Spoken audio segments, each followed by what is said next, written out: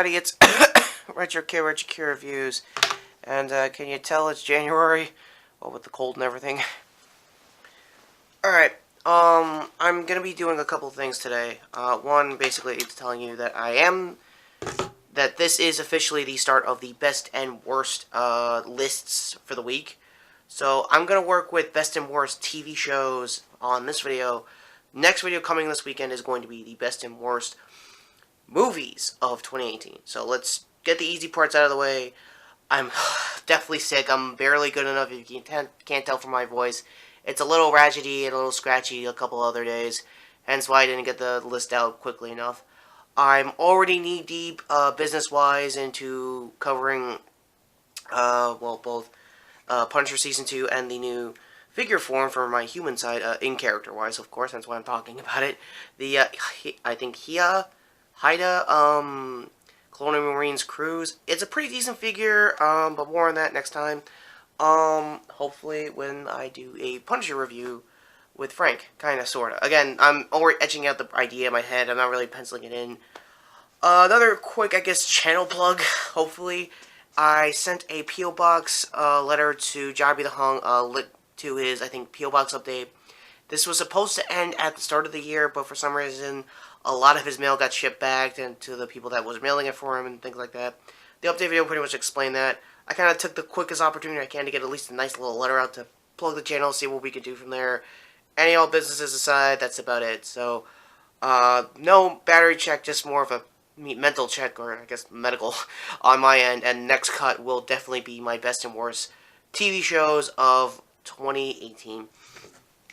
Going by my Stardust Rex, because that was the only way I was going to list it. So, yeah, take care in a bit. Sorry about that, bathroom called. Yeah, in case anyone who saw any of the behind-the-scenes takes, if I ever do one someday. Anyway, worst TV, up next. Let's get to, number 3. Like I said, religiously throughout December and coming into this list, they're all going to be in 3s, hence why they're kind of a jam-packed-ish rapid-fire double reviews for best and worst throughout the year. So, sniffling aside, number 3 is Iron Fist Season 2, and honestly that should have been a lot higher, but if this was a 10 system, this would be right around the middle of that list, so take that as you will. What's there to be said about the Netflix cancellation that hasn't already been said? I've been vocal slightly about it. I'm pissed that they are doing it to good shows. The bad shows in this one's case is a necessary cancellation. Sucks that most of the actors I actually like Jessica Henwick, who I actually follow on Instagram. Hi, how you doing? In case you hadn't noticed, down immensely. Is actually pretty heartbroken. She actually thought, the show could get better as time goes on. Probably not, but it would have been nice to see what they could have done with Season 3. Well, with Danny having a finger gun moment with his Iron Fist powers to tease a Season 3. It was just weird. Thankfully, there wasn't really that much pretentious dialogue. His rival slash mentor slash, I guess, kind of sort of brother was the true, I guess, dark Iron Fist. I think I might remember correctly in the comics. I'm completely off, much like this show as well. A lot of loyalties got all over the place. And, damn it, there was a character I, honest to God, hated in, Season 1 that actually got around and actually, got better. I think it was Ward. Yeah, I think it was Ward. I could be wrong. Yeah, so that's my number 3. Not the worst season, because it'll probably be the only season that's watchable now with the Netflix cancellation. Number 2 is kind of a joke one, because I did technically watch the first episode of it, and never really got around to seeing the whole season, because it's not my thing, and just talking a little bit bad about it is a little bit controversial here at the Greg House. Real name-wise. Yeah, it's Charmed, the, reboot. Now, I'm gonna go on, a quick tangent. I did grow up watching, the original series with my family. How I always classify these kind of trashy shows back in the day as homework shows. Just, like, bury my head and just, do my homework and call it a night. I did that, I think, with most of the Star Trek shows that came after TNG, and Charmed in this case. Yeah, for seeing the reboot, now it's a little bit preaching the same kind of message as it was in the original show. I highly recommend Excuse Lupa's podcast on all the episodes they've already watched. I'll put a link to the personal channel down below for her. Yeah, she does a better job covering the series. She actually did a full, like, years-long retrospective of the entire original series of all 8 seasons, and a 9th one, technically, in the comics, like they did with Buffy, so, yeah, that's all over the place, but, again, links to that below. She actually does a better job bitching about this series than I probably could for the pilot. The pilot was all over the place. It was trying to sell, CW that they can have the show again and things like that, even though they've had this IP since the original show, and nobody from the original cast is vocally against it, so I don't know, to each his own there. Now, I gotta pause one more thing, because I really wanted to do this for my #1 worst TV of 2018, so bear with me, it'll make a lot of sense as we go along, that I already talked about in the Stardust React. Seeing in one quick second. Surprise here, #1 is going to be Walking Dead Season 9. Like I already said in the Stardust React, the worst episode of the series was, of course, its 5th episode, or whichever numbering there was for Rick's supposed leaving of the series. I have nothing against Andrew Lincoln. He is a great Rick. There's probably the only one actor out there who could take a risk on an indie comic character like this. I thank him heavily for his service there. But, man, I would love to see his reaction knowing he has to do a 3-picture deal somehow out of this. It was a fake-out death. It's basically Glenn Bagg, I think, a few seasons back, before his actual death, I think around the end of Season 7, or coming into Season 8. Yeah, so, Discord notifications aside, what I was planning to do, if I ever got around to actually hate watching Season 9 again, is to send off this sticker they left on the BuzzFeed Abraham's M16, which I've already did a really good review of it, so card to that somewhere down there. Yeah, I'm leaving my my username initials JDX, because that's really my rifle now more than the show's. It's cartoony, in case anyone has seen from my original review. I've already drilled a hole for iron sights and all that stuff. And, this should not represent The Walking Dead, honestly.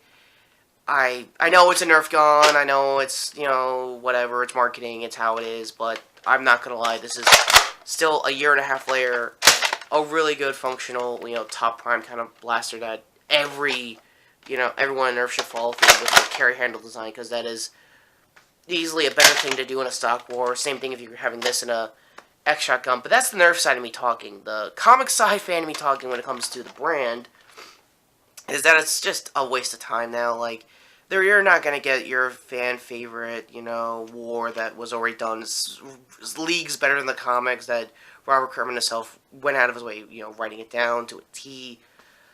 Like I said in the Stardust Direct, I highly recommend just sticking to the comics or some fan film that will probably do a lot better than the actual show is trying to do. I don't see any improvement. AMC is just shifting directors and showrunners for years. And apparently that tactic is still happening in Star Trek Discovery's case, so to every Trekkie out there, now you know how I felt for the last 9 years, and really feel sorry for you anyway with the Kelvin timeline and all that. Yeah, I've been ghost-hating and ghost-watching something related to a lot of future 2019 contenders in my list. Star Trek Discovery might be one of them, and a lot of other shows. That's for next year's list. This is this year's. So yeah, with the final cut, I'm going to cut to the best TV shows I actually, honest to God, loved in 2018. So, let's get to it. And yeah, seriously, I really need to, shave the sticker. But wait, there is an honorable mention for the worst list, meaning in honorable mention's case, you're bad, but you're not ready enough yet to actually give my full opinion. And I was jokingly trying to say in both the Stardust React and I think now in this case, and still my camera is definitely allergic to hair. Wow. Anyway, yeah, it's Titans. I'm not gonna lie and just say, ooh, it's because of the blue coloring, whatever High Top Film said. Card to his video essays, he just got part 2 up. Yeah, I'm not gonna lie here. It had a lot of potential. I covered the entire series myself, and I still came out thinking, why did you put it on a cliffhanger? Why did you do this amount of BS?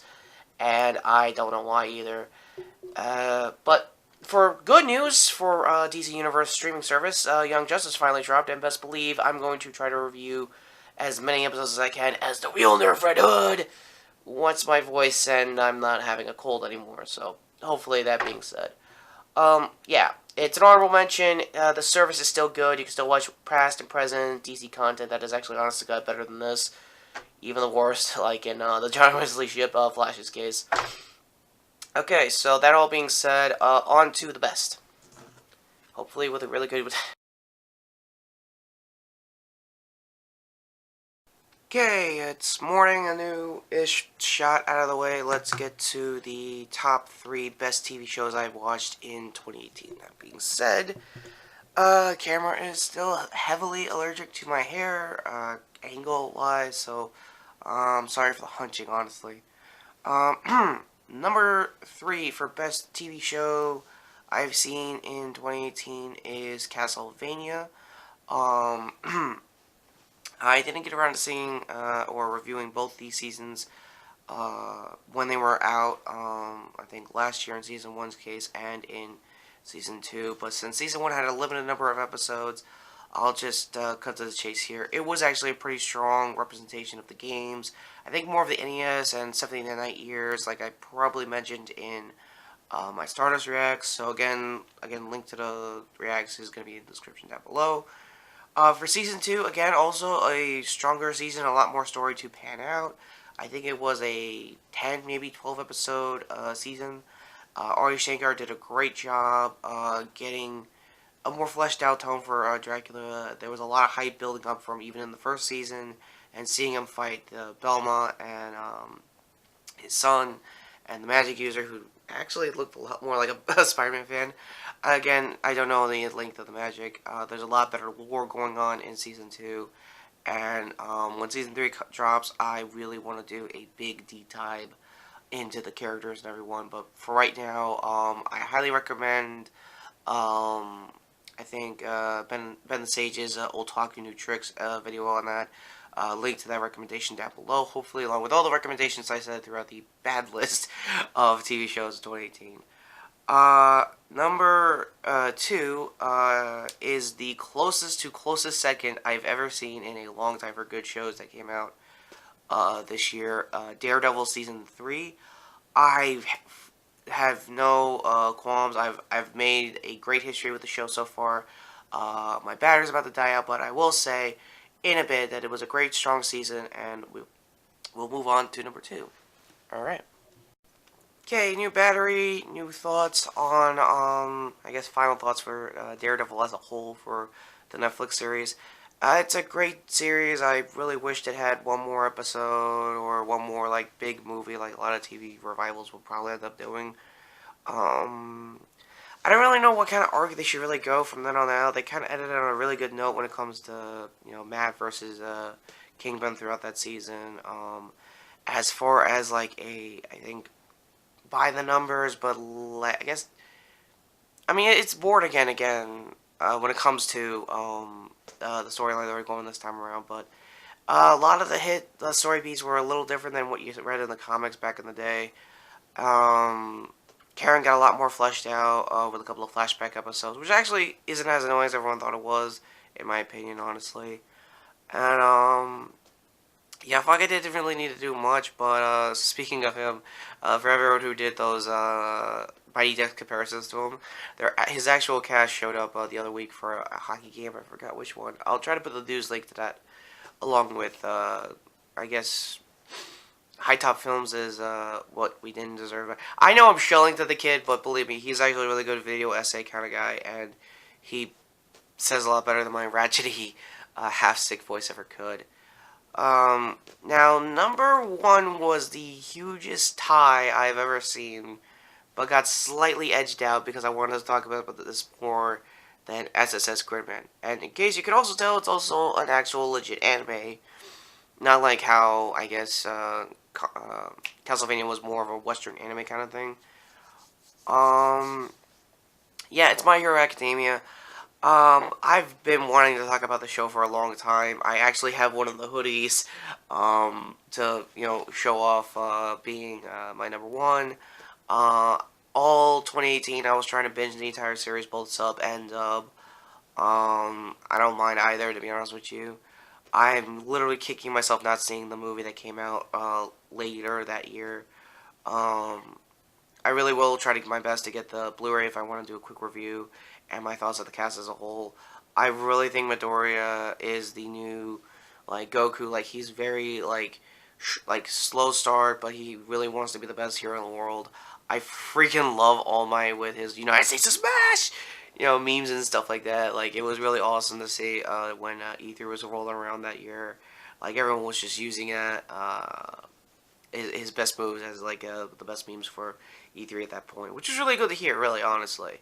The English cast, I'm not 100% who's who. I definitely know Chris Abbott, who everyone in the DBZ community knows is Vegeta, played the best All Might we're probably ever going to get for a while. And, yeah, Funimation is doing a really good job with the dub. I highly recommend, if you guys want to catch up, go to the dub. Buy some, Blu-rays. Don't wait for, Toonami to, like, get every single season out.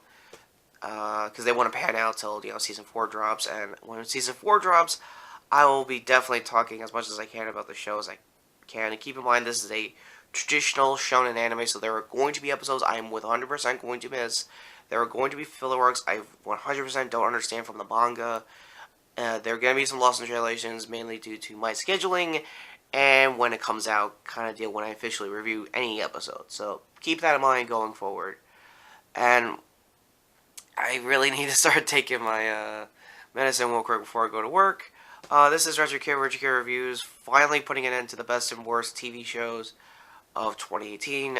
Next week, not next week, this weekend coming up is going to be my best and worst movies of 2018, and man, am I going to have fun with the worst. Oh, I'm going to have fun with the worst. So, with that all being said, thank you again for sticking out a month and a half for a very, very long overdue, delayed, best and worst list. I really want to just call the top threes, but honestly, it's just best and worst. There's really nothing more to say that's already been said. If there's the end card, go to my previous video, which was, I think, me talking about the Far From Home trailer. Go to this hand, or more for here.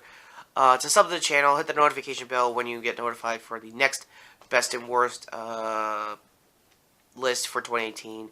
And I gotta go heal my voice. But that all being said, for every one of my new subscribers and old subscribers, thank you for coming along this weird ride of 2018. And we're almost out of the trenches, so I can finally bitch and moan about what's going on in 2019. So, that all being said, I want to leave one more thing. Power Rangers is not a dead brand. For some reason, that's been becoming a thing, so I'll recommend the MMP Artorias Bruno to explain the whole situation. I don't care. I'm going to keep talking about Power Rangers. I have a Beast Morpher, even those Go Busters. I'm going to keep talking about it. I don't care what, YouTube says. Hasbro put a lot of investment into it. I should too. So should the fans.